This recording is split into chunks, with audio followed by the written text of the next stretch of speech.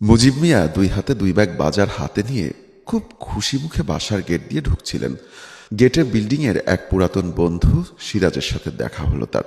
সিরাজ তাকে ডেকে কথা বলল। কি ভাই, অনেকদিন পর দেখলাম, এত খুশি মনে কই যাচ্ছ? হাতে ওই ব্যাগে কি? মুজিব মিয়া মুচকি হাসলেন। ওতে মাছ তরকারি। আজকে মেলা দিন পর আমার পোলা আর পোলার বউয়ের লাইগা ভালো মন্দ বাজার সদাই করতে পারলাম। আমার হাতের বাজার খুব পছন্দ করে তো। সিরাজ হাসলো এবং হেসে হেসে জবাব দিল, ও আচ্ছা আচ্ছা, ভালো করছো, ঠিক আছে, যাও তাইলে। মুজিব মিয়া হাতের উল্টো পিঠ দিয়ে ঘাম মুছতে মুছতে ঘরে প্রবেশ করলেন। তার ছেলে লিটন ড্রয়িং রুমের সোফায় বসে আছে। বাবাকে দেখেই এগিয়ে আসে এবং বাবার হাত থেকে বাজারের ব্যাগটা নিতে নিতে বলে, আব্বা এইসব কি?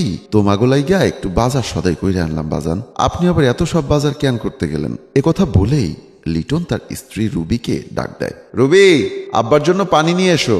রুবি রান্নাঘর থেকে হাত মুছতে মুছতে আসলো। এসে সে শ্বশুরের দিকে পানির গ্লাস এগিয়ে দেয়।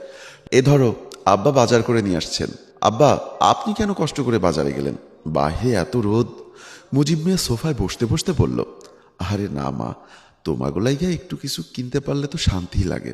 আমার পোলারা আমার হাতের করা বাজার খুব পছন্দ করে। রুবি শ্বশুরের দিকে তাকিয়ে হেসে দেয়। এরপর রান্নাঘরের দিকে চলে যায়। দুপুরে সবাই ডাইনিং টেবিলে খাবার খেতে বসেছে। এর মধ্যে রুবি তার শ্বশুরের প্লেটে বড় কাতল মাছের মাথাটা তুলে দিতে যাবে, অমনি লিটন বাধা দেয় এবং বলে, এ কি রুবি, মাথাটা আব্বাকে দিচ্ছ কেন? মানে? আব্বা এত শখ করে মাছ আনলেন, আব্বাকে দিব না? না, তুমি নাও। সেদিন তুমি না বড় মাছের মাথা খেতে চেয়েছিলে? তুমি নাও বলছি। বাবা তো সারা জীবন খেয়েই ওনার বয়স হয়েছে। আরে না, এসব কি বলো? বাবাকে দিতে দাও, আমি খাবো বলেছিলাম, এখন খেতে ইচ্ছা করছে না। বলে চামচ সহ মাথাটা শ্বশুরের প্লেটে এগিয়ে দিল রুবি। কিন্তু লিটন হাত দিয়ে বাধা দিয়ে রুবির প্লেটেই তুলে দিল মাথাটা। এই ঘটনায় রুবি পুরো ভ্যাবাচাকা খেয়ে শ্বশুরের দিকে তাকিয়ে চোখ নামিয়ে ফেলল। মুজিব ছেলের এই আচরণে কষ্ট পেলেও কিছু না বলে ব্যাপারটা সামলে নিল এবং বলল, বৌমা তুমি নাও না, কিচ্ছু হবে না, আমি তো প্রায় সময়ই খাই, তোমার তো তেমন খাওয়াই হয় না, আজ শখ করে এনেছি, খাও তো। রুবি আমতা আমতা করছে। এরপর সে পরিস্থিতি সামলে বলল, আচ্ছা আচ্ছা বাবা, আমরা দুজন মিলেই খাই, আমি আপনাকে বেছে দেই, বলে হেসে দিল সে। মুজিব মিয়াও হেসে দেন। এরপর দুজনে একসাথে মিলে মাছের মাথা খেতে শুরু করে। খাবার শেষে সবাই ড্রয়িং রুমে বসে আছে। লিটন নিজের রুমের দিকে যায়। কিছুক্ষণ পর হাতে করে একটা কাগজ নিয়ে এসে বাবার পাশে বসেছে। এরপর বলতে শুরু করলো, আব্বা এই কাগজটাতে আপনার টিপসই দেওয়া লাগবে, সাইন তো পারেন তাই না? মুজিব মিয়া তার ছেলের দিকে ভ্রু কুঁচকে তাকায় এবং বলে, ওতে কি লেখা? টিপসই দেওয়া লাগবে কেন? গ্রামের জায়গায় কি কোনো সমস্যা হয়েছে? আরে না আব্বা, এই কাগজে লেখা আছে গ্রামে আমাদের যে জায়গাটা আছে তাতে বিল্ডিং করতে হইলে জায়গার মালিকের অনুমতি লাগবে। অনুমতি দিয়েছেন সেই মর্মে স্বাক্ষর বা টিপসই দেওয়া লাগবে, এই আর কি। আমি চাইতেছি গ্রামেও একখান বাড়ি তুলে রাখি, যাতে আমরা মাঝে মধ্যে গিয়ে সময় কাটাতে পারি। মুজিব মিয়া কাগজটি হাতে ধরে লেখার দিকে তাকিয়ে আবার ছেলের দিকে তাকালেন। এখানে কোথায় লেখা আছে যে মালিকের স্বাক্ষর ছাড়া বিল্ডিং উঠবে না? আমারে দেখাও তো। লিটন দলিলের লেখার এক অংশ দেখালো এবং বলল, আব্বা এখানে লেখা আছে স্পষ্ট ভাষায়, জমির মালিকের অনুমতি ব্যতীত এই জমিতে কোনো প্রকার দালান করা যাবে না। আপনি তো পড়তে জানেন না, এই লেখা বুঝবেন কেমনে? তাছাড়া কাগজটাই তো ভুল কইরা উল্টা ধইরা রাখছেন। মুজিব মিয়া মলিন হাসি দিলেন এবং বললেন, হ আব্বা, আমি নাইলে লেখাপড়া করি নাই দেখা ভুল ধরছি, তা তুমি তো লেখাপড়া করছো, তাইলে লেখাটা ভুল পড়তেছো কেন? লিটন ভ্রু কুচকে বাবার দিকে তাকায় আর বলে, কি ভুল পড়লাম আব্বা? যা লেখা তাই তো বলছি। মুজিব মিয়া একটু হেসে দলিলটি সোজা করে ধরে পড়তে থাকেন। আমি দেখতেছি এখানে লেখা আছে আমার সব সম্পত্তি তোমার নামে লেখা দিতেছি। লিটন বাবার দিকে অবাক দৃষ্টিতে তাকায় এবং মনে মনে বলে, আব্বা তো একটা বর্ণও পড়তে জানে না, তাহলে এই দলিলপত্র কিভাবে পড়ল? লিটনের ভাবনার মাঝে তাচ্ছিল্যের হাসি দিলেন মুজিব মিয়া। কি বাজান, ভাবতাছো আমি পড়ালেখা জানি না? আমি এই দলিল কেমনে পড়ছি, দাঁড়াও। কথা বলে মুজিব মিয়া তার বৌমাকে ডাকেন। বৌমা, বৌমা একটু এদিকে এসো তো। রুবি রান্নাঘরে কাজ করা অবস্থা থেকে দ্রুত পায়ে ড্রয়িং রুমে আসে। জি আব্বা বলেন। তুমি না কইছিলা আমাকে লেখাপড়া শিখাইয়া আমার পোলারে তুমি চমকাইয়া দিবা? শ্বশুরের কথা শুনে রুবি হেসে দেয়। লিটনের দিকে তাকিয়ে জবাব দেয়, হ্যাঁ লিটন, আমি আব্বাকে বাংলা পড়া শিখিয়েছি, লিখা শিখিয়েছি, আর ভেবে রেখেছি আমরা তোমাকে সারপ্রাইজ দিব। আচ্ছা আব্বা কত জায়গায় যান, কত জায়গায় কত কিছু পড়তে হয়, বেসিক বাংলা জানা থাকলে আব্বা সচেতন থাকতে পারবেন, কারো ধোকায় পড়বেন না। তাই আমি আব্বাকে একটু করে বাংলা পড়া এবং লেখা শিখিয়ে দিলাম। রুবির কথা শুনে লিটনের মুখ শুকিয়ে গেল। জামাল সাহেব মেয়ের দিকে তাকিয়ে আছেন। মুজিব মিয়া বললেন, কিন্তু বৌমা, আমার বাজানের চমকানোর আগে আমি চমকাইয়া গেছি। রুবি ভ্রু কুচকালো এবং বলল, কি বলছেন আব্বা?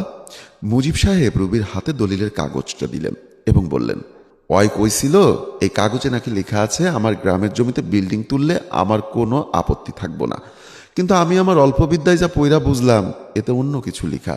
বৌমা, তুমি পয়রা দেখো আমি কি ভুল পড়ছি। রুবি দলিলের কাগজ পড়তেই একেবারে স্তম্ভিত হয়ে যায়। ঘনিষ্ঠ দৃষ্টিতে লিটনের দিকে তাকিয়ে বলে, ছি লিটন, তুমি এত বড় মিথ্যা বললে আব্বার সাথে। লিটন তাচ্ছিল্যের হাসি দিয়ে বাবার দিকে তাকায় এবং বলে, হইছে আব্বা, এবার তো বুঝছো এরা কিসের দলিল, এখন সাইন করে দাও, এত ড্রামা করো না। মুজিব মিয়ার চোখ বেয়ে পানি পড়ছে। ছেলের দিকে হতাশার দৃষ্টিতে তাকিয়ে দলিলটি হাতে নিয়ে তাতে স্বাক্ষর করতে যাবেন, তখনই রুবি দলিলটি মুজিব মিয়ার হাত থেকে নিয়ে নেয় এবং বলে, আব্বা, এইসবের কোনো দরকার নেই, আপনার ছেলের মাথা খারাপ হয়ে গেছে। এদিকে লিটন তার স্ত্রীকে ধমক দিয়ে বিরক্তি নিয়ে বোঝানোর জন্য বলে, রুবি, তুমি এই সবের মাঝে কথা বলো না। আব্বা এই কাগজে সাইন করলে সব আমাদের হবে। এরপর আব্বাকে আমরা বৃদ্ধাশ্রমে দিয়ে আসবো। আব্বার পেছনে খাবার দাবার ওষুধপত্র সবকিছু অহেতুক খরচ করতে হয়। এই সব থেকে আমরা বেঁচে যাব, আমাদের একটা ভবিষ্যৎ হবে। বলেই সে তার বাবার ঘাড় চেপে ধরে এবং বলে, আব্বা, আপনি আমার নামে সব লিখে দিবেন কিনা সেটা শুধু বলেন। সব সম্পত্তি আমার নামে না লিখে দিলে আজ খবর আছে। লিখে দে বলছি। তোমার ন্যূনতম লজ্জাবোধ নেই? লজ্জার কথা বাদই দিলাম, আব্বার প্রতি তোমার এতটুকু সম্মানবোধ ভালোবাসা কিছুই কাজ করছে না? তুমি আব্বার গড়ে তোলা সম্পত্তির ভোগ করার প্ল্যান করে আব্বাকেই ঘরছাড়া করার কথা বললে। এত নিচে কি করে নামলে তুমি? তবে শুনে রাখো, তোমার এই ধরনের নিচু পরিকল্পনা কখনোই সফল হতে দিব না আমি। কথাগুলো বলেই রুবি দলিলের কাগজটি ফেলে। লিটন থামানোর চেষ্টা করতেই রুবি বাধা দিয়ে বলে, খবরদার, কোনো কথা বলবে না। শুধু একটাবার ভেবে দেখো, তোমাকে ছোট রেখে মা মারা গিয়েছিলেন। এই মানুষটাই তখন থেকে তোমাকে কোলে পিঠে করে মানুষ করেছেন। মায়ের অভাব বোধ করতে দেননি, তোমার জন্য নিজের জীবনে আর কাউকে আসতে দেয়নি। আর সেই তুমি কিনা তাকে এত বড় ধোঁকা দিলে। রবির কথাগুলো শুনে লিটন ভাবনায় পড়ে যায়। হঠাৎ নিজের ভুল বুঝতে পারে। অশ্রুসিক্ত চোখে গিয়ে বাবার পা ধরে ক্ষমা চেয়ে বলে, আব্বা, আমাকে মাফ করে দেন আব্বা, আমি অনেক বড় পাপ করে ফেললাম আজকে। আব্বা, আমি স্বার্থের জন্য তোমার কথা একবারও ভাবলাম না। আমার মতো সন্তানের মরে যাওয়া উচিত। মুজিব মিয়া ছেলেকে থামিয়ে বুকের মধ্যে জড়িয়ে ধরেন। দুজনে একসাথে কান্না করতে থাকে। রুবি এগিয়ে গিয়ে দুজনের কাঁধে হাত রেখে সান্ত্বনা দিয়ে বলে, লিটন, নিজের ভুল বুঝতে পেরেছ, আলহামদুলিল্লাহ। আল্লাহ তোমাকে সঠিক সময়ে হেদায়েত দান করেছেন। আব্বা, আপনি আপনার ছেলেকে মাফ করে দিন। আমি কথা দিচ্ছি আর কখনো এত বড় ভুলও করবে না। মুজিব সাহেব রুবির মাথায় হাত রেখে বলেন, তোমার মতো একটা সোনার টুকরো মেয়ে থাকতে আমার আবার কিসের ভয়? আজ আমি একজন শ্বশুর নয়, বরং পিতা হিসাবে গর্বিত। রুবি ও মুজিব মিয়ার দুজনেরই চোখে পানি। এরপর তিনজনে তিনজনের দিকে তাকিয়ে আনন্দের হাসি দিল। বন্ধুরা, কেমন লাগলো আমাদের আজকের গল্পটি?